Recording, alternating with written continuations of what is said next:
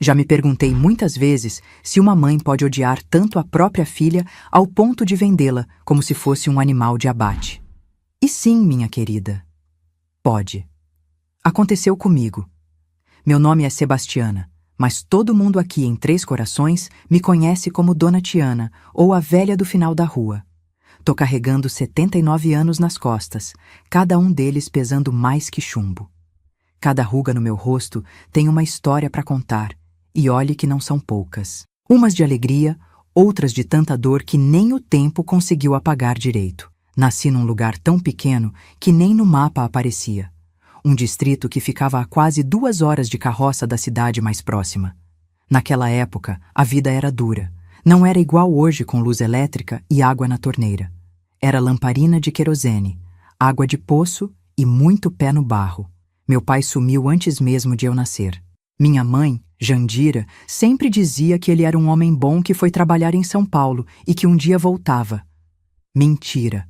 Só fui descobrir muito tempo depois que ele tinha fugido com uma mulher da cidade vizinha. Largou minha mãe com a barriga desse tamanho e sem um tostão furado no bolso. Minha mãe nunca superou esse abandono. E o pior é que parece que ela me culpava por isso. Cada vez que olhava para mim, parecia que estava vendo o fantasma do meu pai. A cara daquele desgraçado, ela murmurava quando achava que eu não estava ouvindo. Cresci sabendo que não era bem-vinda nesse mundo. A criança que ninguém queria.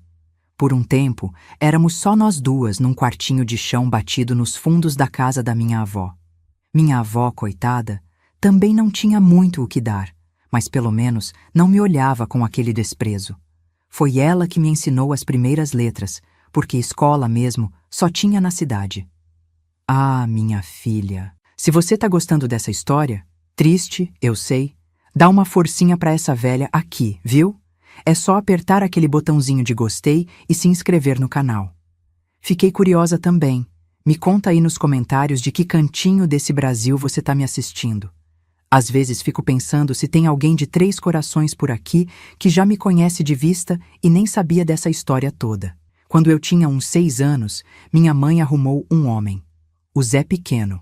Não era pequeno nem nada, o apelido veio porque ele tinha 6 dedos no pé direito e o dedo a mais era minúsculo, coisa de gente supersticiosa do interior.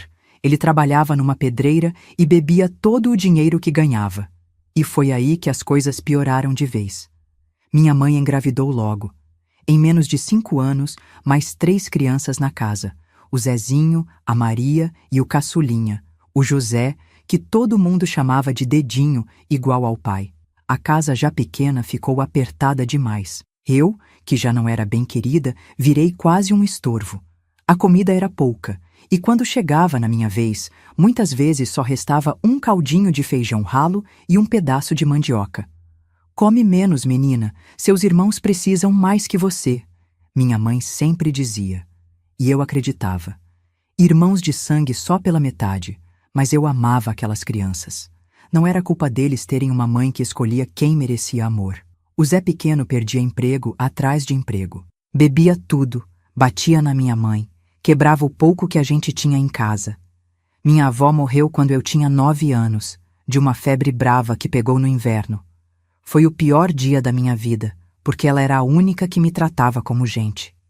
Da casa da minha avó, só ficou uma penteadeira velha que ninguém quis. Lembro dela igual fosse hoje, de madeira escura, com um espelho rachado. Guardei embaixo da cama onde eu dormia com meus irmãos. Era meu único tesouro. Por essa época, começaram a me emprestar para trabalhar nas casas dos outros. Primeiro foi só para varrer quintal, depois foi lavar roupa, cozinhar, limpar casa inteira. O dinheiro ia todo para minha mãe, claro. Ela dizia que era para comprar comida para os meus irmãos, mas boa parte ia para o cigarro dela e para a cachaça do Zé Pequeno. Teve uma mulher, Dona Alzira, que até quis me adotar de papel passado. Ela não tinha filhos, e o marido dela era gerente do banco da cidade. Gente com dinheiro, casa de verdade, com piso e tudo. Ela me tratava bem, me deixava comer na mesa com eles, até me deu um vestido novo no Natal. Mas minha mãe não deixou. Essa daí é minha empregada de graça, ela disse para Dona Alzira, na minha frente, sem vergonha nenhuma. Quando fiz 11 anos, já era do tamanho de uma moça. Cresci antes do tempo, como acontece com quem passa precisão. O corpo amadureceu, mas a cabeça ainda era de menina. Foi quando notei os olhares diferentes que os homens começaram a me lançar quando eu ia na venda ou lavava roupa no rio. Um tipo de olhar que me deixava um frio na espinha, que me fazia querer me esconder. Minha mãe também notou, e isso despertou algo nela, algo que eu nunca vou entender direito. Uma mistura de ciúme, inveja e aquele ódio antigo.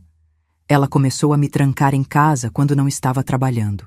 Dizia que eu estava se oferecendo para os homens, que ia acabar igual uma vagabunda qualquer. Como se não bastasse, o Zé Pequeno perdeu o emprego na pedreira de vez. Quebrou a perna numa queda e nunca mais conseguiu trabalho fixo. Ficava o dia todo em casa, bebendo a pouca mixaria que conseguia fazendo biscate aqui e ali. A fome apertou de um jeito que não dá nem para explicar. Meus irmãozinhos choravam de fome à noite. O menor, o Dedinho, começou a ficar com a barriga inchada, sinal que a gente conhecia bem, vermes e desnutrição. O menino, que sempre foi magrelo e esperto, começou a ficar apático, sem força nem para brincar. Uma noite, escutei minha mãe e o Zé Pequeno conversando baixinho no quarto deles. A parede era fina, dava para ouvir tudo. A gente precisa fazer alguma coisa, Jandira, ou vamos todos morrer de fome, ele disse. Que você quer que eu faça?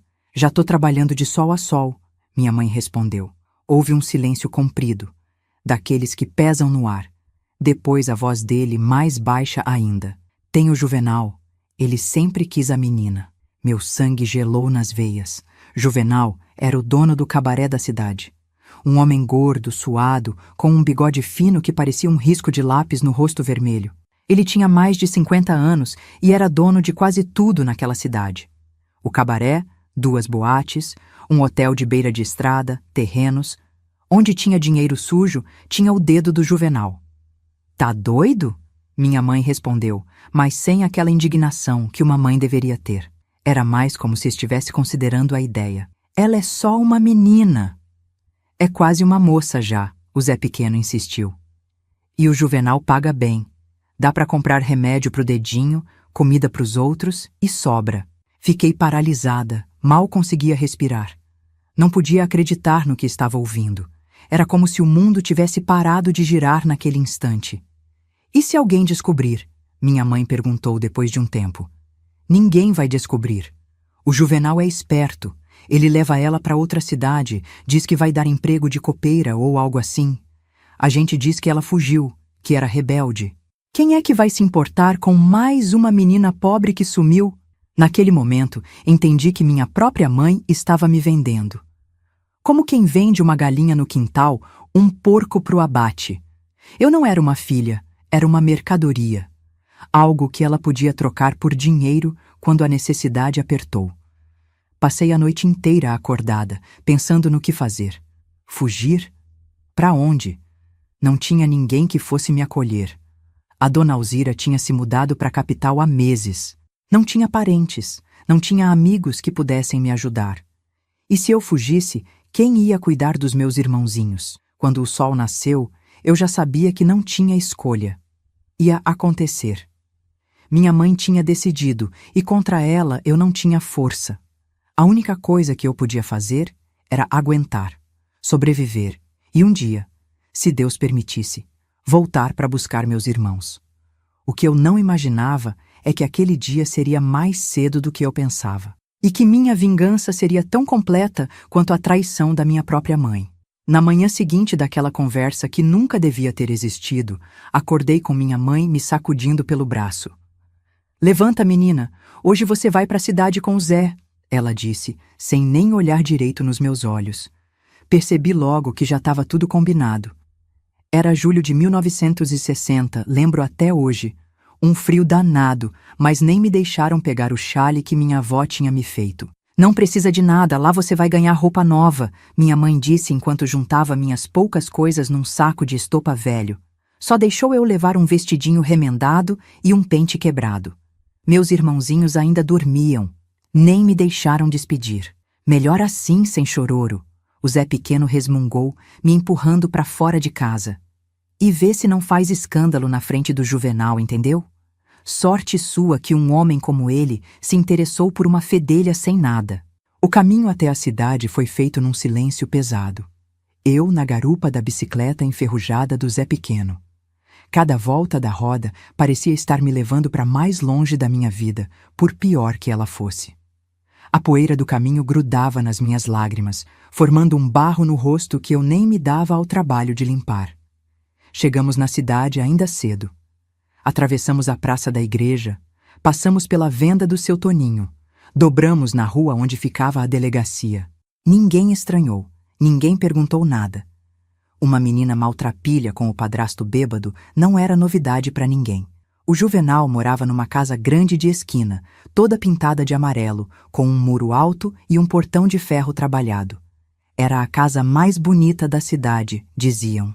Para mim, naquele dia, parecia a entrada do inferno. Zé Pequeno bateu no portão 3 vezes. Logo apareceu um homem negro, alto e forte, que só acenou com a cabeça e nos deixou entrar. Atravessamos um jardim bem cuidado, com rosas e até uma fonte pequena. Em outro momento, teria achado bonito. Naquele dia, só conseguia sentir o gosto de fel na boca. Juvenal nos esperava na varanda, sentado numa cadeira de balanço, fumando um charuto fedorento. Estava de chinelo, calça de pijama e uma camisa branca aberta, mostrando a barriga peluda e uma corrente de ouro grossa no pescoço. Ao lado dele, uma mesinha com uma garrafa de cachaça pela metade. "Então, essa é a menina?" ele perguntou, me olhando de cima a baixo como quem examina um animal no curral. Se levantou com dificuldade por causa da barriga enorme e veio até mim. Pegou meu queixo com os dedos gordos, virou meu rosto de um lado para o outro. O cheiro de charuto e cachaça me deu ânsia. "Magrela, mas tem estrutura boa. Quando engordar um pouco vai servir." Servir, como se eu fosse um prato de comida. Ele tirou um envelope do bolso e entregou para o Zé Pequeno. "Tá tudo aí. 500 cruzeiros como combinamos." Meu padrasto abriu o envelope na hora. Contou o dinheiro nota por nota, com os dedos tremendo de ganância. 500 cruzeiros. Era o preço da minha vida. "Tem mais 300 quando ela estiver pronta", Juvenal completou, me olhando com aqueles olhos pequenos de porco. "Volte daqui a 1 mês para pegar o resto." Zé Pequeno enfiou o envelope no bolso da calça surrada e nem olhou para trás. Saiu apressado, como quem foge de um crime. E era isso mesmo que era. Um crime. Tinham-me vendido como quem vende uma cabra, um porco, uma galinha no quintal. Fiquei ali parada, as pernas bambas, sem saber o que fazer. Uma parte de mim queria correr, gritar, implorar para voltar para casa. Mas outra parte sabia que não adiantava. Não tinha para onde fugir, não tinha quem me ajudasse. E ainda tinha meus irmãozinhos, o dedinho doente, precisando de remédio. "Vem, menina", Juvenal disse, me puxando pelo braço com força. "Vou te mostrar onde você vai ficar." Me levou por dentro da casa, que era ainda mais bonita por dentro. Chão de madeira brilhando, móveis escuros e pesados, quadros nas paredes. Passamos por um corredor comprido e saímos por uma porta dos fundos, que dava num quintal grande. No fundo do quintal tinha uma construção menor, como se fosse uma casa separada. Juvenal tirou uma chave do bolso, abriu a porta e me empurrou para dentro. Era um quarto simples, com uma cama, um armário pequeno e uma mesinha com uma bacia e jarro de água. A janela tinha grade de ferro. "Por enquanto você fica aqui", ele disse olhando em volta. "Quando estiver mais adequada, vai te levar pro Flor da Noite." Flor da Noite era o cabaré que o Juvenal tinha na saída da cidade. Todo mundo sabia, mas ninguém falava abertamente. Era onde os homens casados iam depois que as esposas dormiam, onde os viajantes paravam antes de seguir viagem. Um lugar de perdição, o padre dizia no sermão de domingo. "O que o senhor quer de mim?" perguntei, a voz falhando de medo. Uma pergunta boba, porque eu já sabia a resposta. Só precisava ouvir da boca dele. Juvenal deu uma risada gorda que fez a barriga dele balançar. "Não se faça de boba, menina. Sua mãe não te explicou? Você vai trabalhar para mim. Tem muitos homens que gostam de meninas. Novinhas." Senti o estômago revirar, as pernas ficarem fracas. Me apoiei na parede para não cair. Mas primeiro, ele continuou, passando a mão na minha cabeça como quem faz carinho num cachorro. Você precisa aprender algumas coisas, e eu vou te ensinar. Ele saiu, trancando a porta pelo lado de fora. Ouvi os passos dele se afastando, depois o barulho da porta dos fundos da casa fechando. Fiquei ali parada no meio daquele quarto estranho, chorando sem fazer barulho. Naquele dia, não apareceu mais ninguém. Fiquei sozinha até o anoitecer, quando uma mulher negra de meia-idade entrou trazendo uma bandeja com comida. Era a primeira refeição decente que eu via em meses: arroz, feijão, um pedaço de carne, até um copo de leite. Come tudo, menina, ela disse, sem sorrir. Vai precisar de força. Quis perguntar quem era ela, pedir ajuda, mas algo no olhar dela me disse que não adiantaria. Era um olhar de quem também já tinha sofrido muito, de quem tinha aprendido a não se meter onde não podia. Como é seu nome? Perguntei mesmo assim. Zefa, ela respondeu secamente. Sou a cozinheira do Juvenal. Por favor, Zefa, me ajuda a sair daqui. Eu não quero ficar, Ela balançou a cabeça, me interrompendo. Ninguém sai da casa do Juvenal sem ele deixar, menina. Melhor aceitar e fazer o que ele manda, senão é pior. E saiu, trancando a porta novamente. Nos dias que se seguiram, estabeleceu-se uma rotina. De manhã, Zefa trazia café e pão. No almoço, comida farta. À tarde, outra mulher, mais jovem, chamada Dalva, vinha me dar banho, escovar meu cabelo, passar creme na minha pele. À noite, Zefa trazia o jantar. Foi a Dalva quem me explicou tudo. Ela trabalhava no Flor da Noite há anos, era uma das meninas do Juvenal. Tinha começado como eu, vendida pela própria tia quando tinha 14 anos. Ele tá te engordando, te preparando, ela me disse num dos banhos, esfregando um sabonete perfumado nas minhas costas. No Flor da Noite, os homens pagam mais pelas meninas virgens, e o Juvenal gosta de ser o primeiro. Dalva me contou que haveria um leilão. Juvenal fazia isso com todas as meninas novas. Convidava os homens ricos da região, fazendeiros, políticos, comerciantes, e leiloava a primeira noite. O vencedor pagava uma fortuna. Mas ela também me contou que geralmente o próprio Juvenal dava o lance mais alto. É tudo combinado, ela explicou. Ele faz isso para mostrar poder, para humilhar os outros homens. Faz parte do jogo. Durante 3 semanas vivi naquele quarto, sendo alimentada, cuidada, preparada como um animal para o abate. Meu corpo, que antes era só pele e osso, começou a ganhar forma. Minhas bochechas encheram, meu cabelo, antes sem vida, ganhou brilho. Eu planejei fugir, claro, mas não tinha por onde. A janela tinha grade, a porta ficava sempre trancada. O quintal era cercado por um muro alto com cacos de vidro em cima. E mesmo se conseguisse sair, para onde iria? Não conhecia ninguém na cidade que pudesse me ajudar. No 23º dia de cativeiro, eu contava cada dia riscando um traço na parede atrás da cama. Juvenal apareceu de novo. Dessa vez, não estava sozinho. Trouxe um homem magro, de óculos, que carregava uma maleta preta. Esse é o Dr. Raimundo, Juvenal anunciou. Ele vai te examinar, ver se está tudo apropriado. O tal doutor me examinou de um jeito que me fez sentir como se não fosse gente. Olhou meus dentes, meus olhos, me fez tirar a roupa e me virou de um lado para o outro, anotando coisas num caderninho. Juvenal ficou olhando o tempo todo, com aquele sorriso nojento no rosto gordo. Está tudo em ordem, o doutor disse por fim, guardando seus instrumentos na maleta. Saudável e intacta. Juvenal sorriu, satisfeito. Ótimo, o leilão será depois de amanhã. Quando saíram, chorei até não ter mais lágrimas. Era real. Ia acontecer. Não tinha como escapar. No dia seguinte, Dalva trouxe um vestido branco, simples, mas bonito, e me ensinou a me arrumar. Não resiste, ela me aconselhou enquanto escovava meu cabelo. Só vai machucar mais, deixa acontecer. 1 hora acaba. O leilão seria realizado numa sala especial no Flor da Noite. Juvenal mandou Zefa me buscar quando já era noite fechada. Fui levada no carro dele, Um Chevrolet preto reluzente, o único carro particular da cidade naquela época. O Flor da Noite ficava num sobrado antigo na saída da cidade. Por fora, parecia apenas uma casa grande, pintada de vermelho escuro, com janelas sempre fechadas. Por dentro, era outro mundo. Lustres de cristal, espelhos por toda parte, móveis de veludo vermelho, quadros de mulheres nuas nas paredes. Me levaram para um quarto no andar de cima, onde Dalva terminou de me arrumar.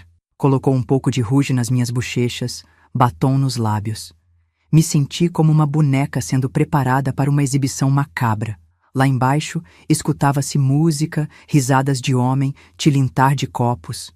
Meu coração batia tão forte que achei que ia morrer ali mesmo, o que teria sido uma bênção. "Está na hora", Dalva anunciou quando alguém bateu na porta. "Lembra do que eu te disse?" Fui levada escada abaixo por Zefa, que me segurava firmemente pelo braço.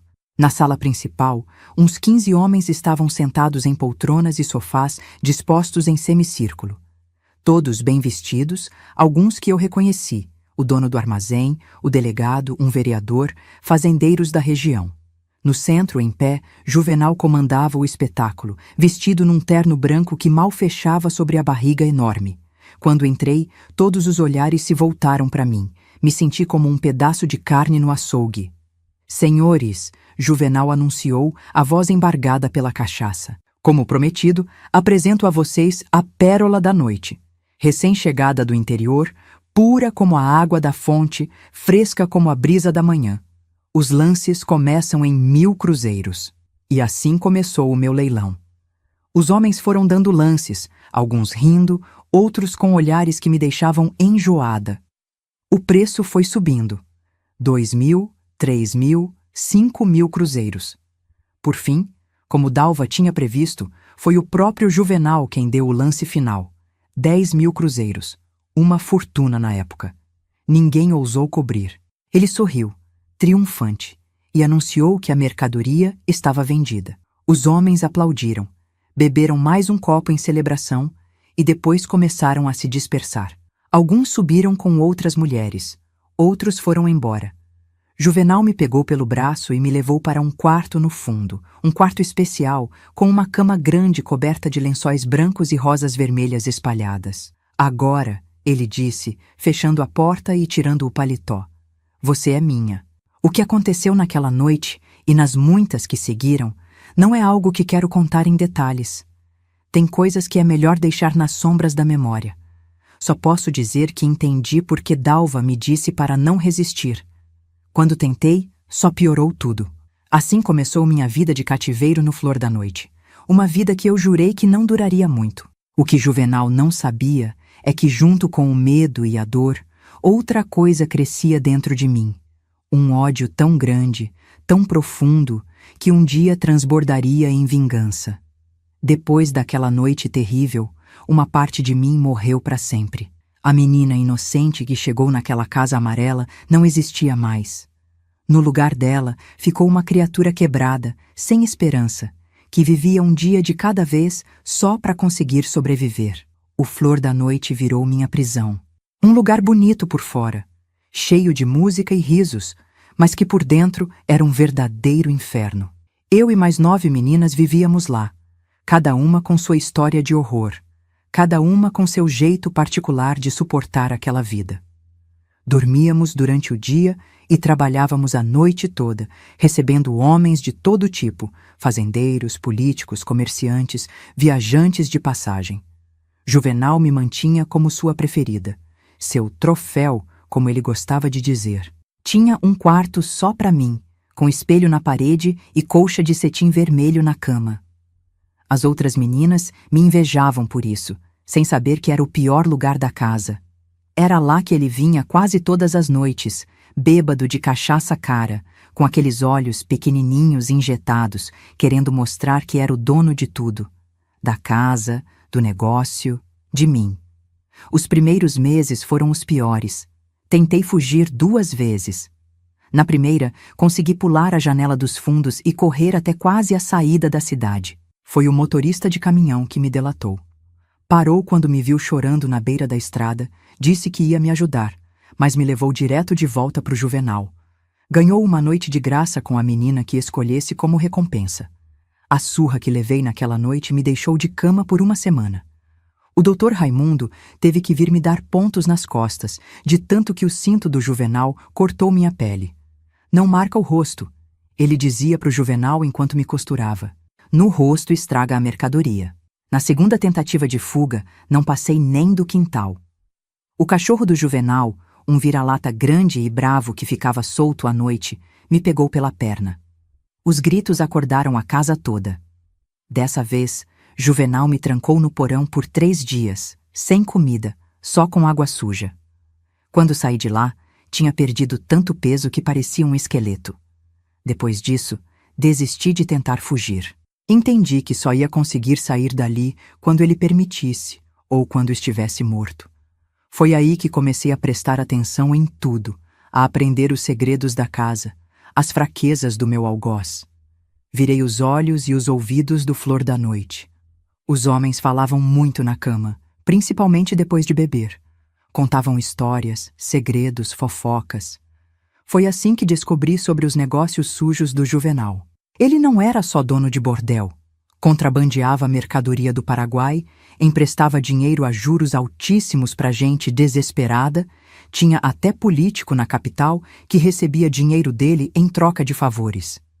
Também aprendi sobre suas fraquezas. A principal delas era a bebida. Juvenal bebia cada vez mais com o passar dos anos. Começava cedinho, ainda de manhã, e quando chegava à noite já estava cambaleando. A cachaça estava destruindo ele por dentro. O fígado inchado, a pele amarelada, os vômitos de sangue que ele tentava esconder. O tempo foi passando. 1 ano, 2 anos, 5 anos.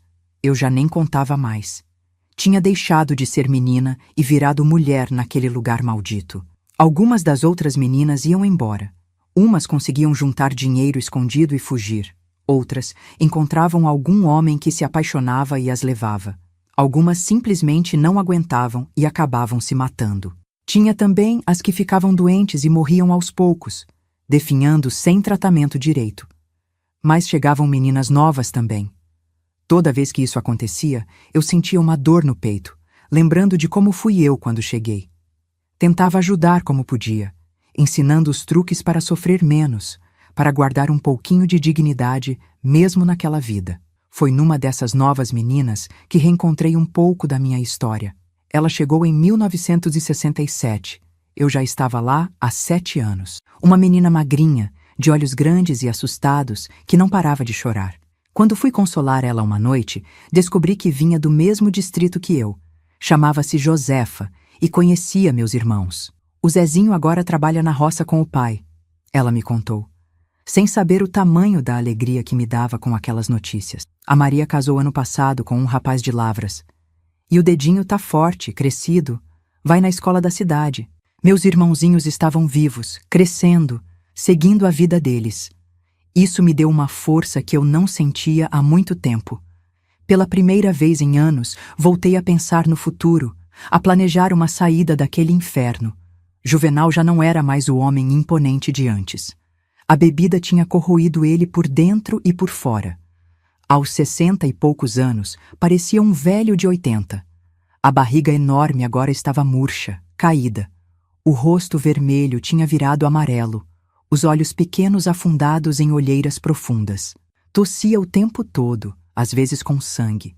Ele também já não me procurava tanto. Tinha outras preferidas agora, meninas mais novas, carne fresca, como ele dizia naquele jeito nojento dele. Eu, aos 18 anos, era considerada velha para os padrões do Flor da Noite. Isso me dava um certo alívio, mas também preocupação. Meninas que deixavam de ser úteis acabavam sendo mandadas embora ou vendidas para bordéis piores em outras cidades. Comecei a me preparar. Juvenal tinha um cofre no escritório dele, atrás de um quadro. Todo mundo sabia que era lá que guardava o dinheiro e documentos importantes. O que ninguém sabia é que eu conhecia a combinação. Tinha visto ele abrindo uma noite que estava tão bêbado que mal se aguentava em pé. Também comecei a guardar comida seca no forro do meu colchão. Biscoitos, carne seca, frutas desidratadas. Roubava um pouco da cozinha toda semana, escondido da Zefa que agora estava velha e quase cega. Era só questão de esperar o momento certo. E ele chegou numa noite de tempestade forte, em março de 1969. O Flor da Noite estava praticamente vazio. Poucos homens se arriscavam a sair com aquela chuva que inundava as ruas da cidade. Juvenal estava no escritório, bebendo sozinho como tinha feito cada vez mais nos últimos tempos. Bati na porta com uma garrafa de cachaça especial na mão, daquelas que ele guardava para ocasiões importantes. Trouxe um presentinho. Falei com meu melhor sorriso falso. Ele olhou desconfiado no começo, mas o cheiro da cachaça boa foi mais forte que qualquer suspeita. Entra, ele resmungou, já bêbado do que tinha tomado antes. Fecha a porta. Servi um copo generoso e entreguei a ele, que virou de uma vez só, sentindo o ardor descer pela garganta. Servi outro e mais outro. Conversamos sobre coisas banais, o movimento fraco da casa, a chuva que não parava, fofocas da cidade. Sabe, Juvenal? Comecei depois do 5º ou 6º copo, quando vi que ele já estava completamente embriagado. Sempre me perguntei como você ficou tão rico. É verdade que tem dinheiro enterrado no quintal? Ele deu uma risada grossa, daquelas que faziam a papada balançar. Bobagem, dinheiro a gente guarda é no banco, menina. Fez um gesto largo com o braço que quase derrubou a garrafa. Ou no cofre ali, quando não dá tempo de ir no banco. Mas e se alguém descobrir a combinação? Provoquei, servindo mais um copo. Ninguém descobre, ele gabou-se, batendo no peito ossudo. Só tem uma pessoa além de mim que sabe e está a 7 palmos do chão. Continuamos bebendo, ele falando cada vez mais enrolado, os olhos quase fechando de sono e embriaguez. Quando finalmente caiu no sono, roncando alto com a cabeça apoiada na mesa, entrei em ação. Abri o cofre. A combinação era a data de nascimento dele, coisa mais óbvia do mundo. Dentro tinha maços e mais maços de dinheiro, documentos, algumas joias baratas. Peguei apenas o que achei que era justo pelos 7 anos de inferno, o suficiente para começar uma vida nova longe dali, para talvez encontrar meus irmãos e ajudar eles. Estava pronta para sair quando olhei para aquele homem que tinha destruído minha vida. Ali, bêbado e vulnerável, ele parecia tão pequeno, tão patético. Não era mais o monstro dos meus pesadelos, era só um velho doente e fraco. Pensei em todas as meninas que tinham passado por ali, nas que ainda viriam se ele continuasse vivo. Pensei na minha mãe, que me vendeu como um animal. Pensei nos anos que perdi, na infância que nunca tive, no terror que vivi cada noite. A decisão foi quase automática. Peguei o abridor de cartas de bronze que ficava na mesa, pesado, afiado na ponta. Minha mão não tremeu nem um pouco quando levantei o objeto acima da cabeça. O que aconteceu depois não é algo que gosto de lembrar, muito menos contar em detalhes. Só posso dizer que quando saí daquela sala, caminhando calmamente sob a chuva que ainda caía forte, era uma mulher livre pela primeira vez em muitos anos. Ninguém me viu sair. A chuva tinha feito todo mundo se recolher cedo, e as poucas pessoas que ainda estavam acordadas no Flor da Noite estavam ocupadas demais com seus próprios assuntos para prestar atenção em mim. Peguei um ônibus na estação rodoviária antes do amanhecer. Olhei pela janela enquanto a cidade ficava para trás, sentindo uma mistura estranha de emoções: alívio, medo, raiva, esperança. Estava livre, mas carregava comigo as cicatrizes daquele lugar. Algumas visíveis no corpo, outras mais profundas na alma. Não sabia ainda para onde ia, nem o que faria quando chegasse lá. Só sabia que tinha uma conta para acertar com a minha mãe. E essa história, minha filha, vai te impressionar. O ônibus seguiu pela estrada de terra, sacudindo a cada buraco como se quisesse me lembrar que a vida nunca seria um caminho suave depois de tudo que passei. Desci numa cidadezinha chamada Boa Esperança, que de boa não tinha muito, mas de esperança me deu um pouco. Um lugarzinho pequeno onde ninguém me conhecia e onde podia respirar sem medo pela primeira vez em 7 anos. Aluguei um quartinho simples numa pensão e comecei a trabalhar como faxineira numa escola. Economizei cada centavo, troquei o dinheiro que trouxe aos poucos para não levantar suspeita. Naqueles primeiros meses, vivia olhando por cima do ombro, esperando ver a polícia ou algum capanga do Juvenal aparecendo para me levar de volta. Mas os dias foram passando, depois os meses, e ninguém veio. Com o tempo, compreendi o que tinha acontecido. Juvenal era poderoso, mas vivia num mundo de sombras. Sua morte não era algo que as autoridades investigariam a fundo. Um velho dono de bordel, com inimigos por toda parte, assassinado depois de uma bebedeira. Provavelmente acharam que foi algum acerto de contas, alguma dívida não paga. Foi nessa cidadezinha que consegui juntar coragem e ir atrás de notícias da minha família. Mandei cartas para a escola onde a Josefa tinha me dito que meu irmão Dedinho estudava. Escritas com outro nome, claro, perguntando sobre a família Silveira, que era o sobrenome da minha mãe. Depois de algumas tentativas, recebi resposta de uma professora. Os Silveira tinham se mudado de lá fazia uns 2 anos. O Zé Pequeno tinha morrido numa briga de bar, esfaqueado por causa de dívida de jogo, e minha mãe tinha levado as crianças para São Paulo, para casa de uma prima distante. Aquilo acendeu em mim um fogo que achei que tinha se apagado. Precisava encontrar meus irmãos. Eles eram a única família que me restava. O único pedaço de mim que ainda valia a pena resgatar daquela vida antiga. Juntei dinheiro por mais 1 ano.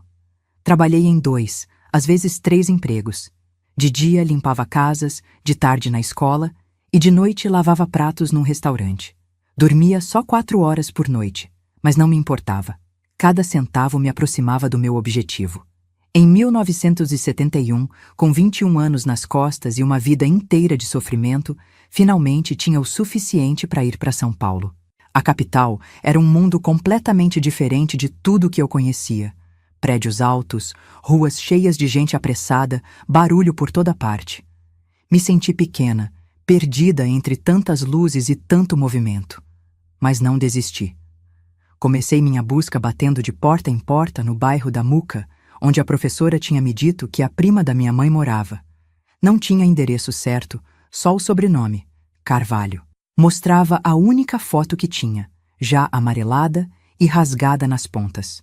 Eu criança com meus irmãos, tirada num fotógrafo de festa de igreja antes de tudo desmoronar. Foi numa padaria de esquina que encontrei a primeira pista concreta.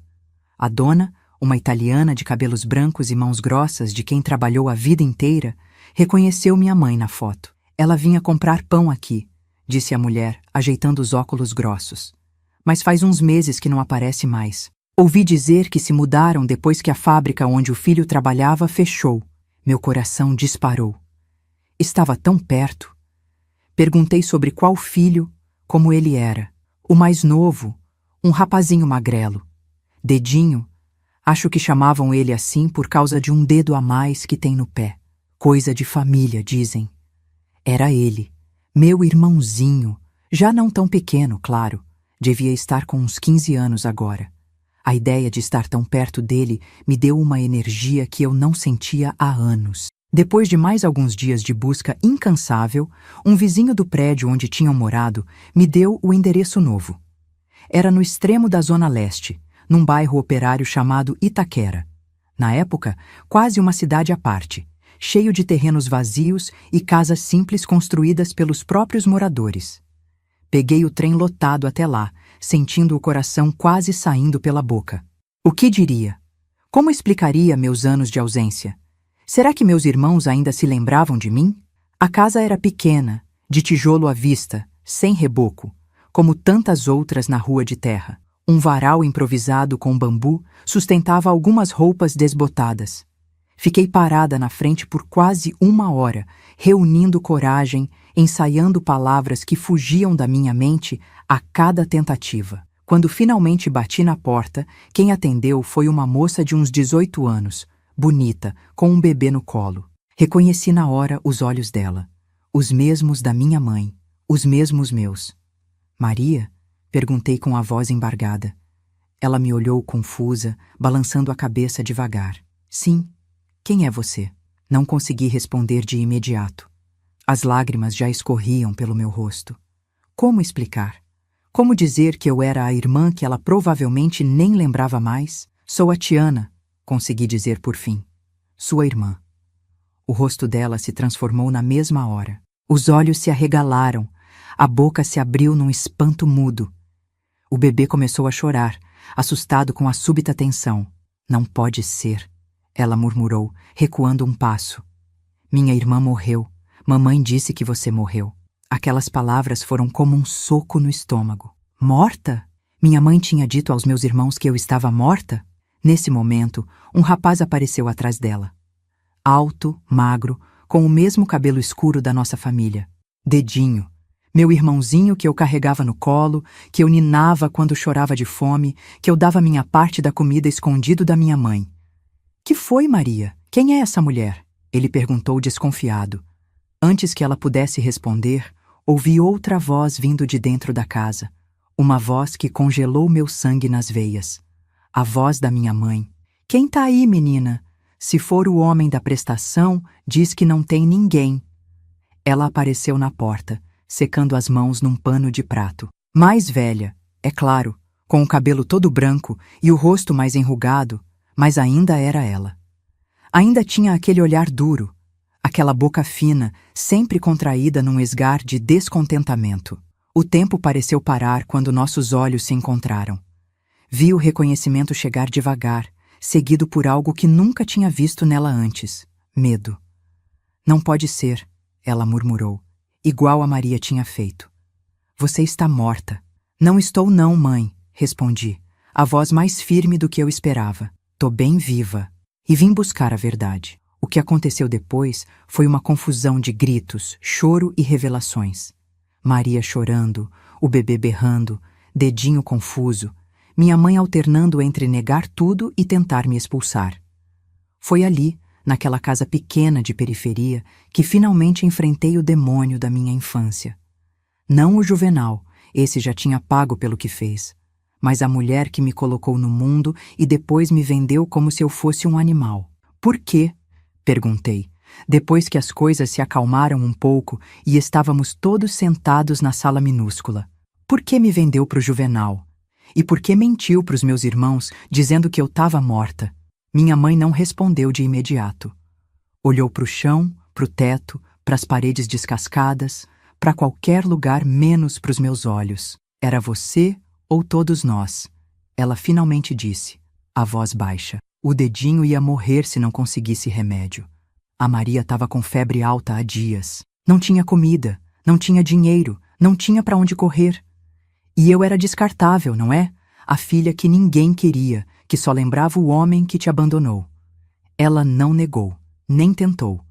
Só ficou ali, envelhecida e pequena na cadeira de plástico, como se todo o peso dos anos e das escolhas tivesse finalmente caído sobre ela. Por que disse para eles que eu estava morta?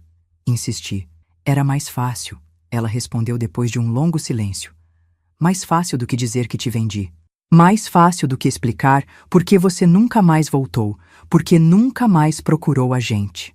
A raiva que senti naquele momento foi diferente de tudo que já tinha experimentado. Não era o ódio cego que senti do Juvenal, não era o desespero dos meus anos de cativeiro.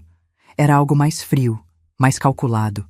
A raiva de quem entende, pela primeira vez, que algumas coisas são imperdoáveis. Olhei para meus irmãos, Maria com seu bebê, agora mais calmo no colo, dedinho ainda em pé, como se estivesse pronto para fugir se fosse preciso. Eles não tinham culpa. Eram vítimas tanto quanto eu, só que de um tipo diferente de abandono. Você sabe o que o Juvenal fez comigo? Perguntei à minha mãe, a voz quase um sussurro. Sabe onde fui parar? O que tive que suportar por 7 anos? Ela não respondeu, mas vi nos olhos dela que sabia. Talvez não todos os detalhes, mas o suficiente para entender o horror que tinha me condenado a viver. Ele tá morto agora, continuei, vendo o espanto no rosto dela. Morreu há 2 anos. Não vou dizer como, mas posso dizer que nunca mais vai fazer com outra menina o que fez comigo. Minha mãe cobriu a boca com a mão, os olhos arregalados de terror. Dedinho deu um passo para trás. Maria apertou o bebê contra o peito. Percebi então que tinha me tornado o monstro aos olhos deles. A irmã perdida que voltou dos mortos não como vítima, mas como vingadora. Não era isso que eu queria. Não tinha vindo ali para espalhar mais medo e sofrimento. Não vim fazer mal a ninguém, falei, suavizando a voz. Só queria saber a verdade. Só queria ver meus irmãos de novo. Ficamos juntos o resto do dia. Uma reunião estranha, tensa, cheia de silêncios desconfortáveis e perguntas que ninguém sabia como fazer.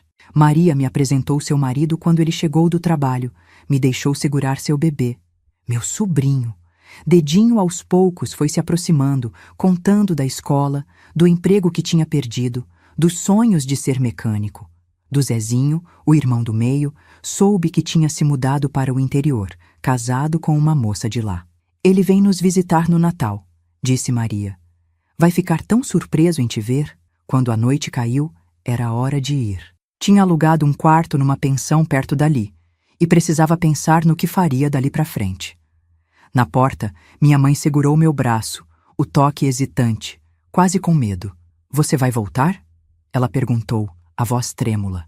Olhei para ela por um longo momento. A mulher que me deu a vida e depois a tirou de mim com a mesma facilidade. A mulher que me vendeu para salvar os outros filhos. A mulher que talvez, à sua maneira distorcida, achava que tinha feito o que precisava ser feito. Não sei, respondi com honestidade. Preciso pensar. Na verdade, já sabia a resposta. Tinha encontrado meus irmãos, tinha descoberto a verdade. Mas perdoar? Isso era outra história, uma que eu não sabia se algum dia conseguiria escrever. Saí daquela casa carregando mais perguntas do que respostas. A vingança contra o Juvenal tinha me libertado de uma prisão, mas percebi que existiam outras grades, invisíveis, que eu ainda precisava quebrar dentro de mim. O que fiz depois disso, as escolhas que tomei, os caminhos que segui para tentar reconstruir uma vida do zero, isso é uma história para outro dia. Uma história de como sobrevivi não só ao inferno do Flor da Noite, mas ao inferno que carregava dentro de mim depois de tudo que vivi. Saí da casa da minha mãe naquela noite com uma tempestade dentro do peito. Andei sem rumo pelas ruas de terra de Itaquera, tentando organizar os sentimentos que se misturavam dentro de mim. Raiva, alívio, tristeza, uma ponta de alegria por ter visto meus irmãos. Era como se todas as emoções que tinha reprimido por anos agora transbordassem de uma vez só. Voltei para a pensão e passei a noite em claro. No dia seguinte, ainda sem saber direito o que fazer, decidi que não podia ir embora assim.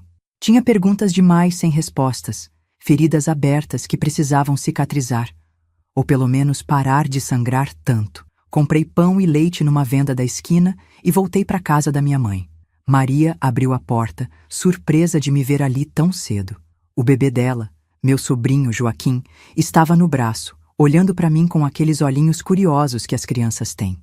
Achei que você não ia voltar, ela disse, me deixando entrar. Eu também achei, respondi com sinceridade. Minha mãe estava na cozinha pequena, fazendo café no fogão de lenha improvisado no quintal. Quando me viu, o rosto envelhecido mostrou uma mistura de emoções que não consegui decifrar. Medo, vergonha, talvez até um pouco de esperança. Quero conversar, falei sem rodeios. Só nós duas, sentamos num banco de madeira no fundo do quintal, longe dos ouvidos dos outros.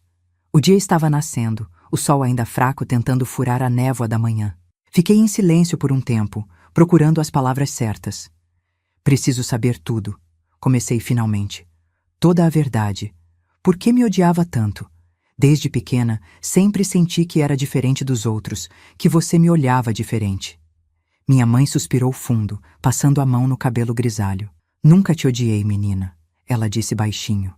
Só não sabia como te amar direito. E então, ali naquele quintal modesto, com o barulho da cidade grande começando a despertar ao redor, minha mãe finalmente me contou uma história que eu nunca tinha ouvido.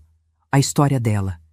Tinha engravidado de mim aos 16 anos, de um homem que prometeu mundos e fundos, mas que sumiu assim que soube da barriga.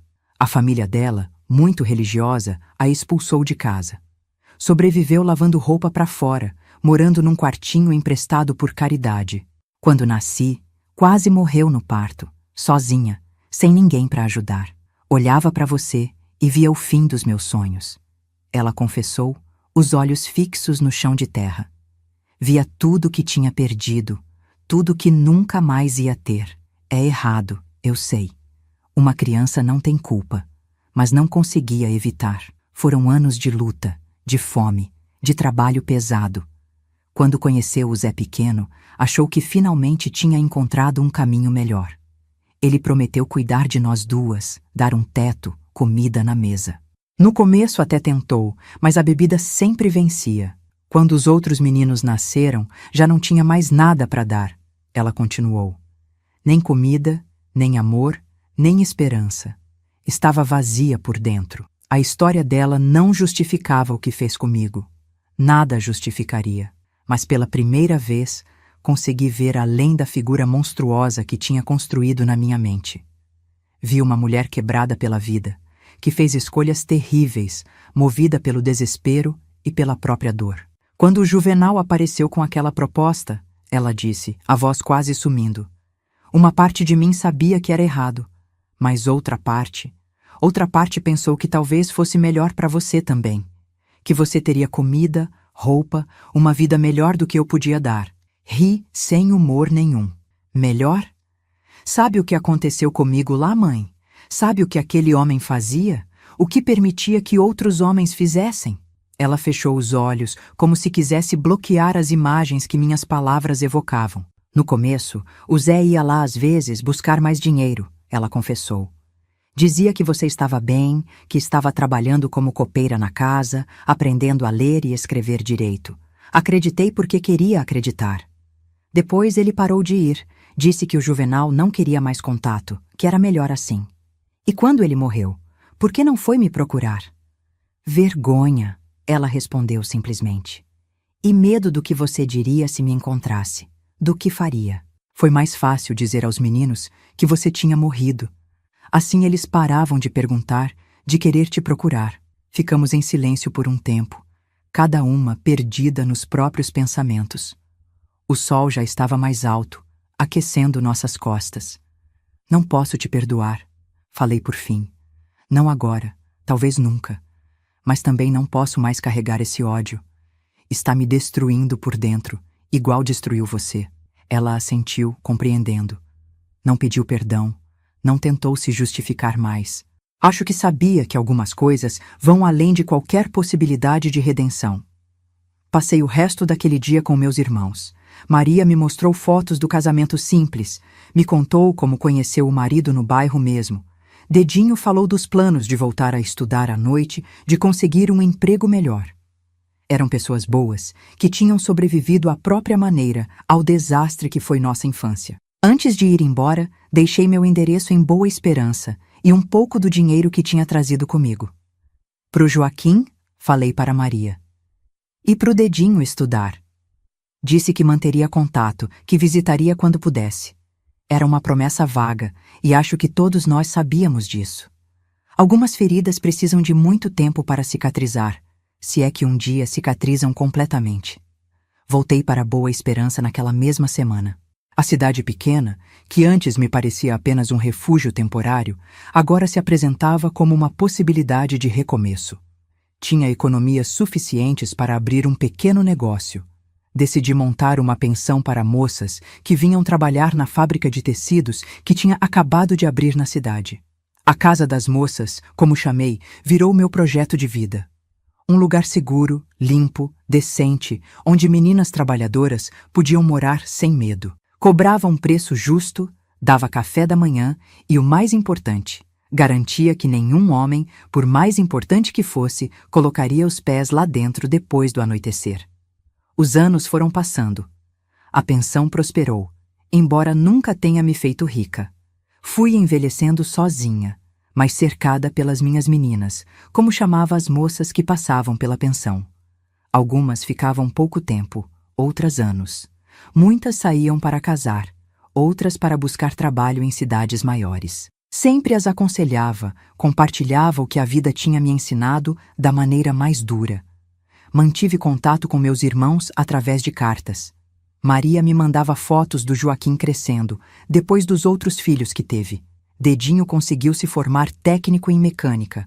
Abriu uma oficina pequena em São Paulo. Zezinho, que reencontrei alguns anos depois, se tornou pastor de uma igreja evangélica no interior. Todos construíram vidas decentes, apesar do começo difícil. Minha mãe morreu em 1983, de um câncer que consumiu ela por dentro, igual o remorso já tinha feito por tantos anos. Não fui ao enterro. Mandei flores e uma carta que nunca foi lida. Algumas reconciliações só são possíveis no pensamento, nunca na realidade. A vida seguiu seu curso. Vi mudanças chegarem. A luz elétrica melhor, as ruas sendo asfaltadas, a televisão colorida, os tempos mudando. Acompanhei de longe as transformações do país, sempre com aquele olhar de quem já viu o suficiente para não se impressionar facilmente com promessas de tempos melhores. Em 1991, recebi uma visita inesperada. Uma mulher de uns 40 anos, bem vestida, com um jeito distinto de falar e se portar. Demorei para reconhecer. Era Josefa, aquela menina que tinha chegado ao Flor da Noite quando eu ainda estava lá, que me deu notícias dos meus irmãos. Como me achou? Perguntei, servindo café na sala pequena da pensão. Não foi fácil, ela sorriu. Mas nunca esqueci de você, Tiana. Você me ajudou naqueles dias horríveis, me ensinou a sobreviver. Ela tinha conseguido fugir alguns meses depois da minha partida. Uma fuga planejada com cuidado, diferente das minhas tentativas desesperadas. Tinha encontrado abrigo com uma freira que ajudava meninas como nós. Estudou, virou professora. Tinha família, filhos, uma vida que parecia tão normal que chegava a doer. Vim te contar uma coisa, ela disse depois de um tempo. Encontraram o corpo dele. Não precisou explicar de quem falava. Só havia um ele que importava nessa história. Depois que ele morreu, ela continuou, escolhendo as palavras com cuidado, o Flor da Noite foi fechado. As meninas foram dispersadas, algumas voltaram para casa, outras acabaram em lugares piores. O casarão ficou abandonado por anos. Agora estavam demolindo o lugar para construir um supermercado. Durante as escavações, encontraram ossos humanos enterrados no porão. Não só os dele, mas de outras pessoas. Meninas desaparecidas, talvez. Rivais nos negócios. Vidas que ele tinha apagado ao longo dos anos de reinado naquela cidade pequena. A polícia está investigando, Josefa explicou. Estão procurando por pessoas que trabalharam lá, que conheceram ele. Pensei que você deveria saber. Agradeci pelo aviso, mas garanti que não tinham como me ligar a nada daquilo.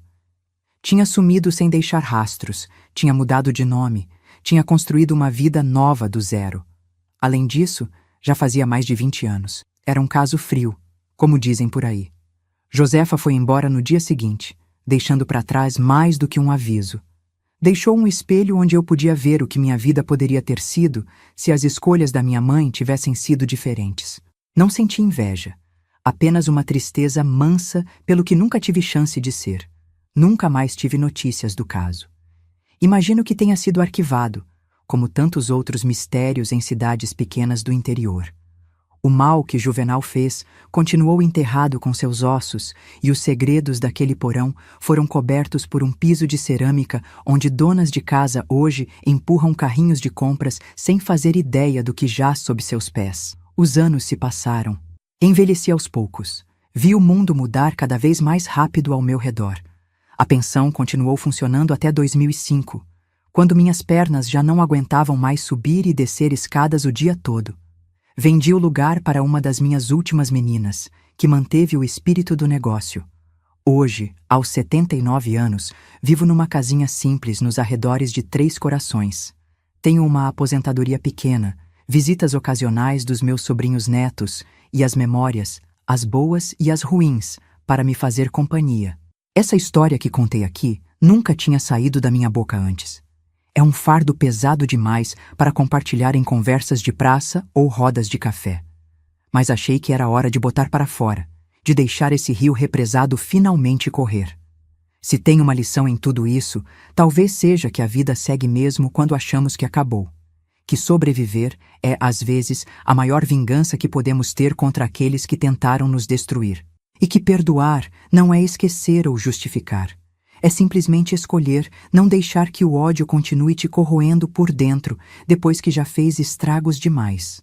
Ah, minha filha, se você chegou até aqui nessa história tão pesada, quero agradecer de coração. Não é fácil ouvir certas verdades, sei bem disso. Se puder, dá aquela forcinha para esse canal, viu? É só clicar no botãozinho de gostei e se inscrever. Essa velhinha aqui fica muito feliz em saber que tem gente querendo ouvir o que tenho para contar. E olha só, se quiser ouvir mais histórias como essa, entra no grupo do WhatsApp do canal. O link tá lá na descrição do vídeo. Todo dia mandamos histórias reais de outras vovós que, como eu, carregam um baú de lembranças que precisa ser aberto de vez em quando. A vida é feita de histórias, minhas queridas. Umas bonitas, outras feias de doer. Mas todas elas merecem ser contadas, nem que seja para impedir que se repitam. Porque o passado, quando fica escondido nas sombras, tem o costume de voltar para nos assombrar.